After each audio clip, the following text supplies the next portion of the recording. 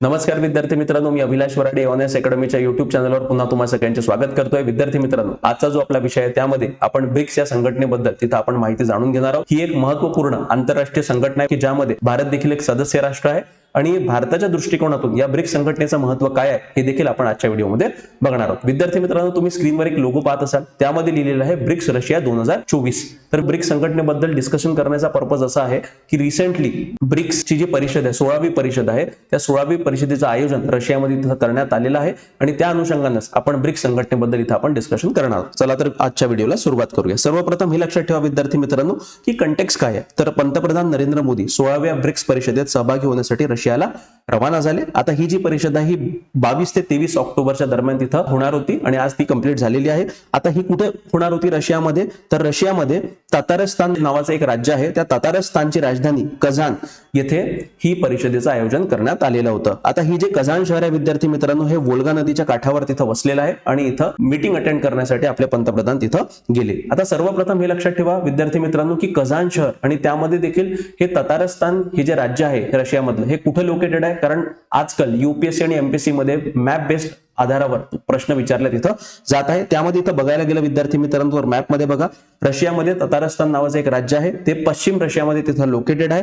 आणि यामध्ये त्याची राजधानी जी आहे ती कोणती आहे? कझान आहे. आता कझान हे शहर आहे विद्यार्थी मित्रांनो, हे वोल्गा नदीच्या काठावर तिथं वसलेलं आहे, म्हणून तुम्ही हे लक्षात ठेवलं पाहिजे. म्हणजे मॅप लोकेशन काय आहे, तुम्हाला याच्यावर आधारित तिथं प्रश्न विचारल्या जाऊ शकतात. आता त्यामध्ये ही जी परिषद झाली यामध्ये पंतप्रधान नरेंद्र मोदींनी एक महत्त्वपूर्ण विधान केलंय विद्यार्थी मित्रांनो. त्यामध्ये त्यांनी म्हटलेलं आहे की भारत डायलॉग आणि डिप्लोमॅसीला सपोर्ट करतो, युद्धाला नव्हे. तर आपलं म्हणणं हेच आहे की जे काही दोन राष्ट्रांमधील प्रॉब्लेम आहे त्या प्रॉब्लेमचं समाधान तिथं संवादाच्या माध्यमातून झालं पाहिजे आणि संवादाला भारताचं समर्थन आहे आणि जर संवाद होत नसतील तर त्यामध्ये भारत मध्यस्थी देखील करायला तयार आहे, असं देखील पंतप्रधान नरेंद्र मोदींनी तिथं म्हटलेलं आहे. विद्यार्थी मित्रांनो, इथं विशेष करून बघायला गेलं तर रशियाचे राष्ट्रपती जे पुतीन हे देखील ते परिषद अटेंड करत आहे आणि त्यांच्या समोरच हे विधान केलेलं आहे आणि त्यामध्ये देखील भारतानं म्हटलेलं आहे की रशिया युक्रेन युद्ध थांबवायसाठी जे मागील 1.5 वर्षापासून चालू आहे त्यामध्ये भारत देखील मध्यस्थी करायला तयार आहे की जेणेकरून हे युद्ध संपुष्टात आलं पाहिजे. या आधी देखील पंतप्रधान नरेंद्र मोदींनी एक विधान केलं होतं विद्यार्थी मित्रांनो की हे जे युग आहे हे युद्धाचं युग नव्हे, म्हणून जे काही प्रॉब्लेम्स आहे की जे काही इश्यूज आहेत दोन राष्ट्रांमध्ये ते त्यांनी संवादाच्या माध्यमातून त्याच्यावर तोडगा काढला पाहिजे. याच परिषदेमध्ये पंतप्रधान मोदींनी टेररिझमवर देखील तिथं भाष्य केलं आहे आणि टेरर फायनान्सिंगला कशा पद्धतीनं थांबवलं पाहिजे यावर देखील त्यांनी जे काही ब्रिक्स देशांचे सदस्य आहेत त्यांना देखील त्यांनी अपील केली आहे. आता यामध्ये विशेष करून जर बघायला गेलं विद्यार्थी मित्रांनो, तो सुरुवात होते की ब्रिक्स संघटना नेमकी काय आहे, याचा उदय कसा झाला आणि आजच्या परिस्थितीत याचे किती सदस्य राष्ट्र आहे हे देखील समजून घेणं आवश्यक आहे. तर ब्रिक्स संघटनेचा उदय हा विद्यार्थी मित्रांनो 4 राष्ट्रांनी केला. त्यामध्ये ब्राझील, रशिया, भारत, चीन या 4 राष्ट्रांनी मिळून ब्रिक नावाची एक संघटनेचा तिथं उदय झाला होता आणि ब्रिक नंतर 2010 मध्ये साऊथ आफ्रिका हा देश जो आहे हा देश या ब्रिक्स संघटनेचा सदस्य बनला आणि म्हणून ब्रिक्सचं नामकरण चेंज होऊन ब्रिक्स झालं, BRICS. त्यामध्ये B स्टँड करतो ब्राझीलसाठी, R रशियासाठी, I इंडियासाठी, C चायनासाठी आणि S साऊथ आफ्रिकासाठी. आता हे जे ब्रिक नामकरण आहे विद्यार्थी मित्रांनो हे प्रामुख्याने कसं सुचलं तर 2001 मध्ये गोल्डमॅन सॅक्सचे विश्लेषक जिम ओनेल यांनी ब्राझील, रशिया, भारत आणि चीन या उदयोन्मुख अर्थव्यवस्थांचे वर्णन करण्यासाठी ब्रिक हा शब्द वापरला होता आणि त्यामध्ये त्यांनी म्हटलेलं होतं विद्यार्थी मित्रांनो की 2050 पर्यंत हे जे 4 राष्ट्र आहे हे 4 राष्ट्र आंतरराष्ट्रीय अर्थव्यवस्था आहे त्यामध्ये यांचं प्राबल्य खूप जास्त प्रमाणात वाढलेलं असेल, म्हणून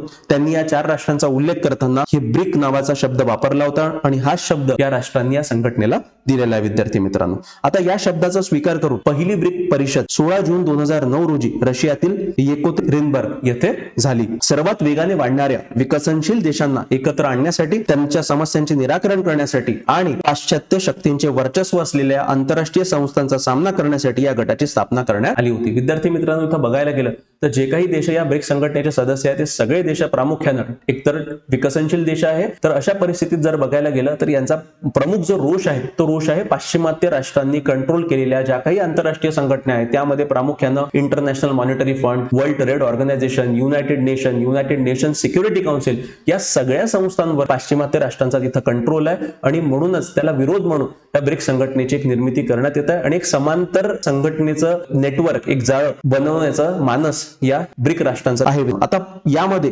अजून 5 नवीन देशांना सामील करण्यात आलेले आहे. एकंदरीत यामध्ये 6 देशांना इन्व्हिटेशन पाठवलं होतं. हे 6 देश कोणते होते? यामध्ये Egypt, Ethiopia, Iran, Saudi Arabia आणि संयुक्त अरब अमिराती आणि अर्जेंटिना.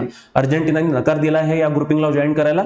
आणि यामध्ये जो सौदी अरेबिया देश आहे, या सौदी अरेबिया देशानं अजून ब्रिक संघटनेनं जे त्यांना एक इन्व्हिटेशन दिलं होतं जॉईन करण्याचं, याच्यावर त्यांनी अजून कोणताही निर्णय घेतलेला नाहीये. म्हणजे सध्या परिस्थितीत जर बघायला गेलं तर या 5 पैकी 4 देशांनी तिथं ब्रिक संघटना जॉईन केली आहे. म्हणजे आता एकूण सदस्य संख्या ब्रिक संघटनेची आधी 5 होते आणि आता 4 म्हणजे एकूण 9 सदस्य देश झालेले आहे. विद्यार्थी मित्रांनो, आता एकंदरीत जर बघितलं तर हे संपूर्ण देश जर एकत्रित केले तर विस्तारित गटाची एकत्रित लोकसंख्या सुमारे 3.5 अब्ज किंवा जगाच्या लोकसंख्येच्या 45% आहे. आणि अर्थव्यवस्थेच्या दृष्टिकोनातून जर बघितलं तर सदस्य देशांच्या एकत्रित अर्थव्यवस्थांची किंमत $28.5 ट्रिलियन पेक्षा जास्त आहे, जी जागतिक अर्थव्यवस्थेच्या सुमारे 28% आहे. आता यामध्ये जर बघितलं तर सध्या परिस्थितीत सौदी अरेबिया फॉर्मली तर जॉईन नाही झाला, तो विचार करतोय अजून. पण जर सौदी अरेबिया जॉईन झाला तर इराण, सौदी अरेबिया आणि संयुक्त अरब अमिराती हे देश या संघटनेचे सदस्य जर झाले तर त्यामुळे ब्रिक्स देश जागतिक कच्च्या तेलाचे 44% उत्पादन करतील. म्हणजे खूप महत्वपूर्ण आहे. म्हणजे दिवसांगणिक काय होत आहे तर ब्रिक्स संघटनेची व्याप्ती वाढत आहे, त्याच्यामध्ये नवीन मेंबर्स ऍड होत आहे आणि म्हणून याचं वजन देखील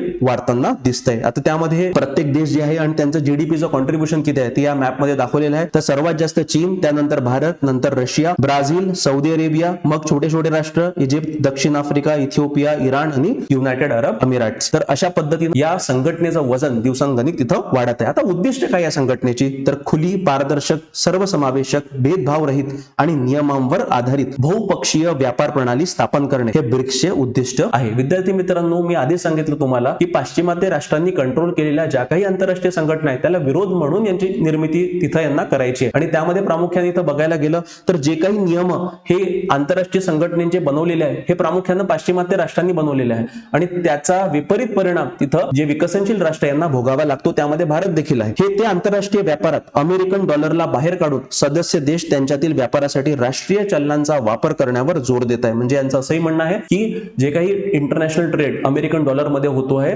तर तो तसा न होता आता आपण आपापसातला ट्रेड आपल्या राष्ट्रीय करन्सीमध्ये तिथं करायला पाहिजे, असं काही राष्ट्रांचं तिथं म्हणणं आहे. मात्र अद्याप तरी त्यावर कोणताही निर्णय झालेला नाही.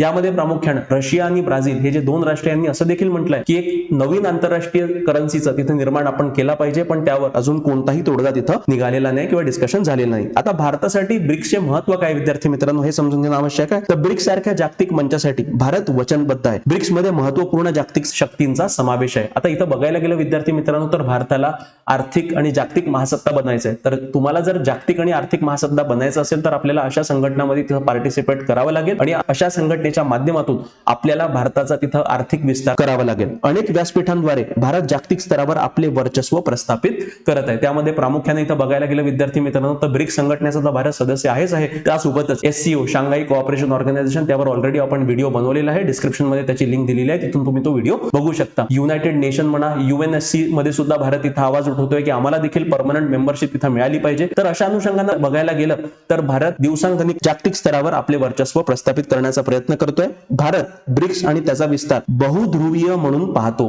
बहुध्रुवीय म्हणजे काय तर मल्टीलॅटरलिझमला वाढ तिथं मिळाली पाहिजे किंवा चालना मिळाली पाहिजे अशी भूमिका भारताची आहे. आता मध्य पूर्व म्हणजे पश्चिम आशिया आणि त्या पलीकडील देशाचा आर्थिक प्रसार वाढवणे हा भारताचा उद्देश आहे. म्हणजे भारताचे जे आर्थिक संबंध आहे ते जास्त करून त्याचा विस्तार झाला पाहिजे आणि संपूर्ण जगामध्ये ते पसरले पाहिजे की जेणेकरून भारताची अर्थव्यवस्थेचा तिथं मोठ्या प्रमाणात अजून विस्तार होईल. आता याच्यामध्ये द डिप्लोमॅट नावाचा एक जर्नल आहे विद्यार्थी मित्रांनो. त्या जर्नलच्या नुसार ब्रिक्सची मुसद्देगिरी भारताच्या मुख्य हितसंबंधाशी जोडणाऱ्या विकासावर लक्ष केंद्रित करते, जसे की ऊर्जा सुरक्षा, दहशतवादाशी लढा आणि हवामान बदलासाठी वित्त पुरवठा. विशेष करून इथं बघायला गेलं तर 2014 मध्ये ब्रिक्स संघटनेनं फोर्टालिझा हे ब्राझील मधलं एक शहर आहे, तिथं या संघटनेचं शिखर परिषदेचं आयोजन करण्यात आलं होतं. तिथं यांनी एक निर्णय घेतला आणि एकमतानं न्यू डेव्हलपमेंट बँक नावाचं एक आंतरराष्ट्रीय वित्तीय संघटना तिथं निर्माण केली. आणि या न्यू डेव्हलपमेंट बँकचं प्रमुख उद्दिष्ट विद्यार्थी मित्रांनो हेच आहे की जे काही डेव्हलपिंग कंट्रीज आहे किंवा कमी डेव्हलप नेशन आहे किंवा गरीब देश आहे या देशांना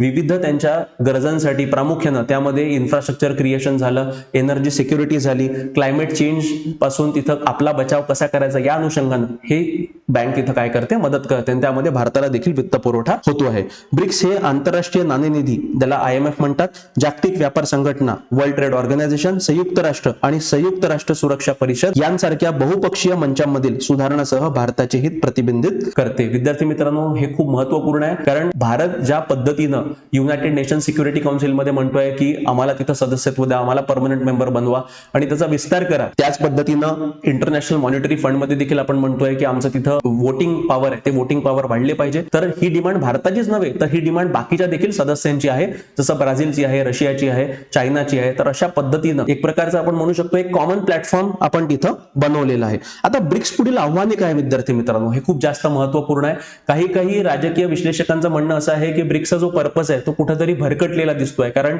एकंदरीत जर बघायला गेलं तर 3 प्रमुख राष्ट्र आहे ब्रिक्समध्ये विद्यार्थी मित्रांनो. एक आहे चीन, दुसरा आहे भारत आणि तिसरा आहे रशिया.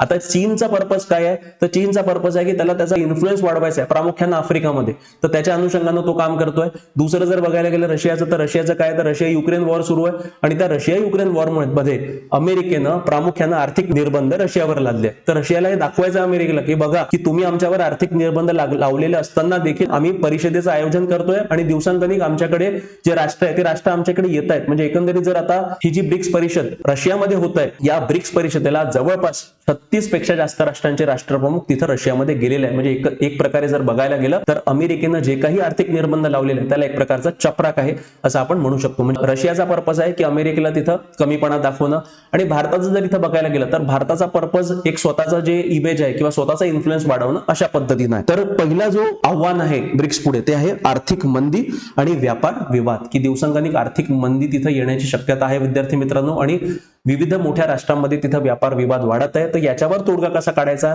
यांनी विचार केला पाहिजे. त्यानंतर भूराजकीय तणाव, मी आता सांगितलं विद्यार्थी मित्रांनो की अमेरिका चायनामध्ये ते तिथं व्यापार विवाद आहेच, त्यामध्ये रशिया युक्रेन वॉर सध्या परिस्थितीत चालू आहे.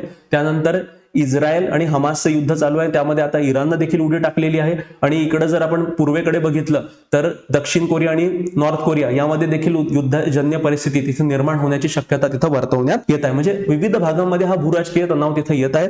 तर यावर देखील यांनी तिथे तोडगा काढायला पाहिजे. आणि 3 देशांचे वर्चस्व मी आता सांगितलं की या संघटनेमध्ये प्रामुख्याने 3 देशाचं खूप जास्त करून वर्चस्व आहे, त्यामध्ये रशिया, भारत आणि चीन. आता यामुळे काय होईल ना की बाकीचे जे छोटे छोटे राष्ट्र आहेत, प्रामुख्यानं ब्राझील झालं किंवा साऊथ आफ्रिका झालं, यांचा हिरमोड होऊ शकतो. त्यानंतर ब्रिक्स चलन आणि डी-डॉलरीकरण, आता याच्यावर देखील काही तोडगा तिथं अजून निघालेला नाहीये. आता ब्राझील आणि रशिया म्हणतात की आपण स्वतःची एक करन्सी निर्माण करावी, पण त्याला बाकीच्या देशांचा सपोर्ट नाही आहे. आणि यामध्ये जसं आता चीन व रशियाची इच्छा आहे की ब्रिक्स हा पाश्चिमात्य विरोधी गट असला पाहिजे, म्हणजे वेस्टर्न पॉवरच्या विरोधात हा गट असला पाहिजे. तर भारताचा दृष्टिकोन चीनहून थोडा वेगळा आहे.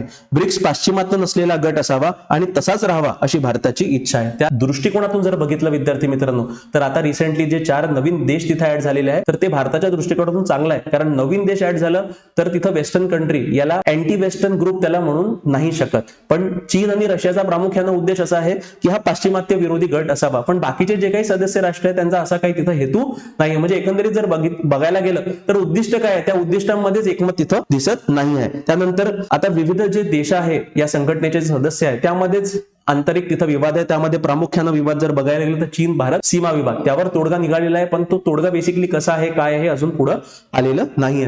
तर चीन भारत विवाद एक आहे. त्यानंतर रशिया आणि चीन यांचे वैयक्तिक हितसंबंध देखील या स्पेसिफिक ऑर्गनायझेशनच्या माध्यमातून त्यांना तिथं अचीव करायचे, यामुळे देखील या संघटनेचं तिथं नुकसान होण्याची शक्यता वर्तवण्यात येत आहे. तर ही आहेत विद्यार्थी मित्रांनो ब्रिक्स संघटनेपुढील आव्हाने. तर अशा पद्धतीनं ब्रिक्स संघटना काय आहे, त्याचा पर्पज काय आहे, उद्दिष्टे काय आणि प्रमुख आव्हाने या संघटनेपुढील कोणती आहे हे देखील आपण आजच्या व्हिडिओमध्ये समजून घेतले आहे. तुम्हाला जर व्हिडिओ आवडला असेल तर व्हिडिओ लाईक करा, शेअर करा आणि चॅनलला सबस्क्राईब करायला विसरू नका. धन्यवाद विद्यार्थी मित्रांनो.